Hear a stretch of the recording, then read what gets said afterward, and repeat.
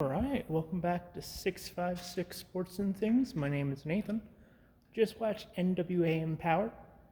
And if you haven't watched it, it's a really good show. It was fun. It's NWA's first all-woman show. Did a lot of really great things on the show. Of course, it was produced by Mickie James, who's Nick Aldis' wife, former WWE and TNA Women's Champion, Mickie James. It was produced by her. She came out and welcomed out the crowds. It was also produced by Medusa and Jazz. Essentially, they had every woman you could have on the show that was available.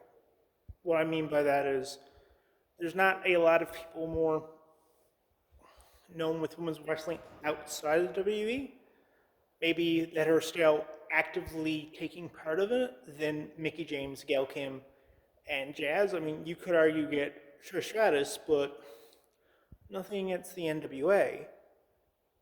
But what connection does Trish Stratus have with wrestling outside of the WWE? You can probably get Lita as well, but the same thing would apply, or Amy Dumas. The same thing applies. The show was a lot of fun. All the matches delivered. The first really big match of the night was for the NWA Women's World Tag Team Champions. They had the semifinals and the finals on the night. Let's just get right into the finals. Probably the best thing to talk about. It had Marty Bell and Elisa Kay, the Hex, both of former Impact Wrestling. I believe Elisa Kay was a former Impact Knockouts World Champion as well in the darker days of Impact. Not right now, but when Billy Corgan was trying to buy the NWA. And Marty Bell, they've teamed for years. In the finals, they took on AEW's Red Velvet and Kylan King. This match was a lot of fun. Obviously, with the NWA controlling the bookings of their champions or having rights to see where champions go, obviously Marty Bell and Elisa Kay did win. Their double team finisher looks sick.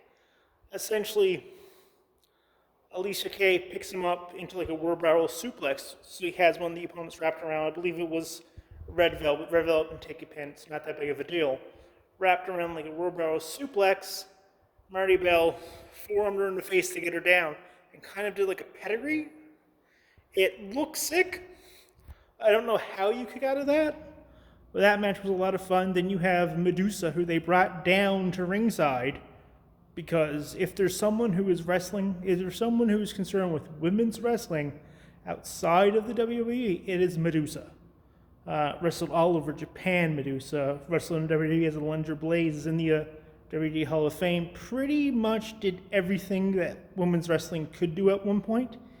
Even used to drive monster trucks back in the old day. They bring out the NWA Women's World Tag Team titles. This is the first NWA Women's World Tag Team Champion since, I believe, in 1984. So that was a big deal. Obviously, you do have a segment, I believe right before this, where they bring out Gail Kim. Because if you're going to a women's wrestling event outside of WWE, you're going to put in Gail Kim. She comes out, thanks to the fans, says how happy she is to be here, all that fun jazz. Taryn Terrell then comes out with her two cronies. Cronies, kind of how, I'm not sure what to call them. I know one of them was Genocida, whose gimmick is an android. They get in Gail Kim's face. Taryn Terrell has been off my TV since 2006 and still has the most annoying voices in wrestling. Very loud, very annoying. Taryn Terrell gets all up in her face, threatens her. It's 2-on-1. Tells her girls to get her. Awesome Khan comes out. Because if you're going to do a women's wrestling TV show and you're going to have someone threaten to attack Gail Kim, arguably you might as well have her biggest rival, Awesome Khan. Those two were the reason there was an Impact Knockouts title. Gail Kim being the first Impact Knockouts champion. Gail Kim also being the first woman to be inducted into the Impact Hall of Fame. It's sad that we never get to see Gail Kim and Awesome Kong work with this generation of women, because I think it would have been awesome. However, it's got to start somewhere. And Gail Kim and Awesome Kong really brought that forward to the mainstream. Essentially, Awesome Kong, of course, runs Taryn Terrell and her cronies off, comes out and says, I wouldn't, pretty much saying, I wouldn't have my career if it wasn't for Gail Kim. Thank you. And they share a moment, they hug in the ring. It was touching. If you're going to have an all-woman show, you kind of need to have Awesome Kong and Gail Kim if you can get them. That was really good. Of course, then we get the Impact Knockouts title being defended between Melina. Melina still looking amazing for someone who's wrestled for, she's got to be in her 40s or her 50s, against Deonna Purrazzo. This was by far the best Melina match I've ever seen. Deonna Purrazzo got a good match out of her.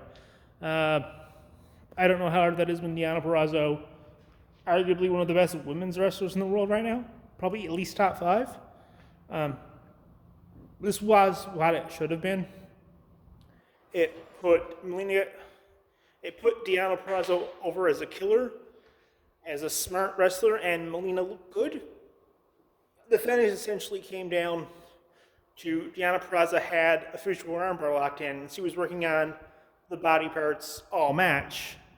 And then, of course, Melina's going to the ropes, grabs the other arm, puts it in a Venus de Milo. Now, that's basically like a double armbar. She locks both hands together like so. Then Melina's trying to get to the rope with her foot. This whole story was about a 3-minute story at the end of the match. Deonna then takes her other hand, puts it behind her, and grabs her foot. So she grabs where your thigh is there and puts her heel up around her back, so it's on her back of her shoulders. And I'm just looking at this and going, and of course Melina tapped because, Jesus, your arm's in an armbar, so your arm's above here, and your thigh is almost on your shoulder blades. So if you don't know how that works, if you're lying down or if you're home right now, I'm not, go home and try to take your leg, grab it by the ankle, and try to put it on your shoulder blade. Yeah. I'd tap too. Deonna Purrazzo looked like $1 million. Melina had a good match, of course, because it's Deonna Purrazzo in there. Then the semi-main, which was also really good, was for the NWA Women's World Title. It was legit Layla Hirsch, who was AEW's legit Layla Hirsch, who won a number 1 contendership match against the Bunny on, I believe, Dynamite. And the Brickhouse Camille, the Brickhouse Camille, and I gotta say, this was essentially a Haas match between 2 women. Legit Layla Hirsch is a complete badass, does have a legit MMA background, looks like $1 million in the ring. There's a spot in the match, we'll just go over the big spots. There's a spot in the match where they're both on the top rope and Camille's lying this way down. And Layla Hirsch gets on the top rope, jumps on her back, twists around, and does a top rope German suplex. It looked bloody sick. Essentially at the end, she does a bunch of German suplex, gets in a cross arm breaker. Camille keeps getting out. So eventually, Camille's finisher is the spear. So she goes for the spear. Legit Layla Hirsch jumps up, does like a leapfrog over her as she's coming. Then gets her down, puts her in a cross arm breaker. So Camilla has the arms locked together. So if you're locked together, like you're trying to not have the hold. And of course that happens. Legit Layla Hirsch fights for it, breaks the hold. Then because Camilla is strong. She is called the Brick House for a really good reason. Legitimately played some women's football as well. Really good athlete. Picked her up, power bombed her down. So essentially, she's in the arm breaker. Layla Hirsch goes up for almost like a triangle choke. Wraps her legs around her head for a triangle choke. Picks her up, slams her, like basically power bombs her on the mat. If you're a fan of MMA, think Quentin Rampage Jackson, one-arm power slamming a guy in UFC. That spot, then gets up, does another spear, and wins with a spear. This was a great match. I would say the best Camille match I've seen, but Camille can really go in there. And legit, Layla Hirsch is legit. And then we get the main event, which is the first ever NWA Invitational Women's Cup. So essentially, it's a 10-woman gauntlet. Where, they're essentially trying for the Royal Rumble, except they only have 10.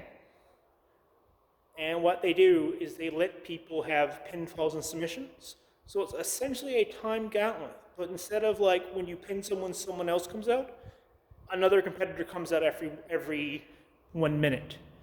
This match was great. We saw a lot of different faces in this match. We saw Thunder Kitty in this match, which was interesting. Yeah, we saw Thunder Kitty, Chelsea Green, Kara Hogan. Some really interesting names. This match was a lot of fun. The final two do come down to Chelsea Green and 2D and someone from St. Louis. This crowd gets it over. Chelsea Green does win with an unprettier. And when I look at the final two, it'll be Chelsea Green. She's going to go on to face Camilla tomorrow with NWA 73. But they put over 2D Leon, I believe the name of the woman is, over huge because she was in St. Louis and it didn't bury her. They give Chelsea Green a cup. Chelsea Green, being the big baby face, picks it up and gives the turnbuckles to her opponent. Being in St. Louis, that got a huge pop. Her parents were there, so comes and hugs her parents. Really great moment for her. And of course, at the end, because it's a woman's show, and I'm not saying that because I don't like women's wrestling or anything, but we seem to have the thing with celebration of women. The roster comes out and surrounds the ring, goes on the stage and claps. Essentially, there is a sign that's in my thumbnail. This is not women's wrestling, it's professional wrestling. Really good, fun show.